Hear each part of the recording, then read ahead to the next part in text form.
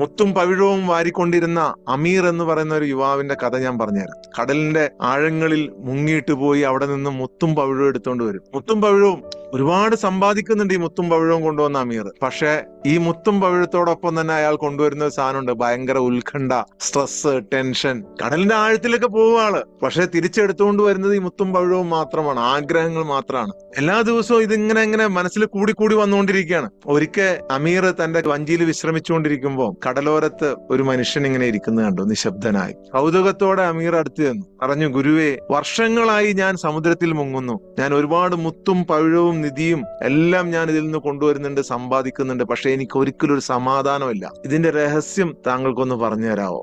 എന്താണ് ഇതിന്റെ സീക്രട്ട് എന്ന് എനിക്കൊന്ന് പറഞ്ഞു തരാവോ? ഗുരു പറഞ്ഞു, പതിയെ തിരമാലകളെ ചൂണ്ടിക്കാണിച്ചുകൊണ്ടൊന്ന് പുഞ്ചിരിച്ചുകൊണ്ട് പറഞ്ഞു, അമീറെ, നീ മുത്തുകൾ മാത്രം തേടുന്നു. കൊടുങ്കാറ്റുകളും തിരമാലകളെയും നീ ഭയപ്പെടുന്നു. നീ മുത്ത് എടുക്കാൻ കടലിന്റെ ആഴങ്ങളിലേക്ക് പോകുന്നുണ്ട് എന്നുണ്ടെങ്കിലും നീ ആ മുത്തിനേക്കാൾ വിലപ്പെട്ട കടലിന്റെ ആഴത്തിലുള്ള യഥാർത്ഥ ഏറ്റവും വലിയ സമ്പത്തിനെ നീ കാണുന്നില്ല. നിന്റെ ശ്രദ്ധ എപ്പോഴും ഇന്ന് കൊടുങ്കാറ്റ് വരുവോ, ഇന്ന് ഇത് നമുക്ക് മുങ്ങാൻ കഴിയുമോ, മുങ്ങിപ്പോയാലും താഴെ പോയാലും നീ എടുക്കുന്നത് അതിൽ നിന്ന് മുത്തുകൾ മാത്രമാണ്. ലോകത്തെ ഏറ്റവും വലിയ സമ്പത്തിനെ നീ കാണുന്നില്ല. ആ കടലിന്റെ ആഴങ്ങളിലേക്ക് പോകാനുള്ള ട്രെയിനിങ് ആണ് നമ്മൾ എടുത്തുകൊണ്ടിരിക്കുന്നത്. അയാൾ ആശയക്കുഴപ്പത്തിലായി അമീർ, അയാൾ ആശയക്കുഴപ്പത്തിലായി. ഞാൻ എന്നും പോകുന്നുണ്ട് താഴെ. പക്ഷെ ഇത്തവണ അമീർ കടൽ താഴിട്ട് പോയപ്പോൾ അവൻ മുത്തുകൾ തിരയുന്നതിന് പകരം അവൻ കണ്ണുകൾ അടച്ചു. കണ്ണുകൾ അടച്ച് പൂർണ്ണമായിട്ടും അവനൊന്ന് കീഴടങ്ങി. പൂർണ്ണമായിട്ടും അവൻ കീഴടങ്ങി. മുത്തന്വേഷിക്കാൻ പോകാതെ, സ്വർണം അന്വേഷിക്കാൻ പോകാതെ, സമ്പത്ത് അന്വേഷിക്കാൻ പോകാതെ,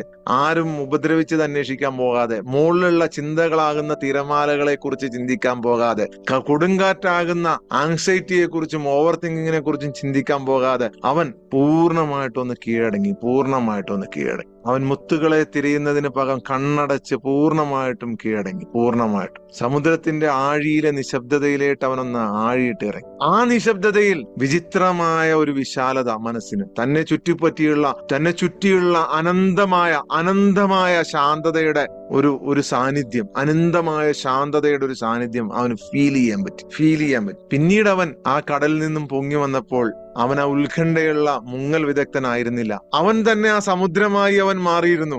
ആ നിശബ്ദത, ആ ഫീലിംഗ് ആണ് നമുക്ക് സോൾ അവേക്കനിങ്ങിലൂടെ നമ്മൾ പഠിക്കുന്നത്. ആ കടലിലേട്ട് മുങ്ങി താഴെ പോയി ആ ശാന്തത, നിത്യമായ ആ ശാന്തത അനുഭവിക്കാനുള്ള ട്രെയിനിങ്, അതിനുള്ള ട്രെയിനിങ് ആണ് നമ്മൾ പഠിക്കുന്നത്. ലോകത്തൊന്നും നമ്മളെ അലട്ടാത്ത, നമ്മളെ പ്രശ്നങ്ങളിലേക്ക് നയിക്കാതെ നമുക്ക് എങ്ങനെ ഒരു സമുദ്രമായി നിലനിൽക്കാൻ കഴിയും? തിരമാലകളോ കൊടുങ്കാറ്റോ സുനാമിയോ ഒന്നും നമ്മെ അലട്ടൂല.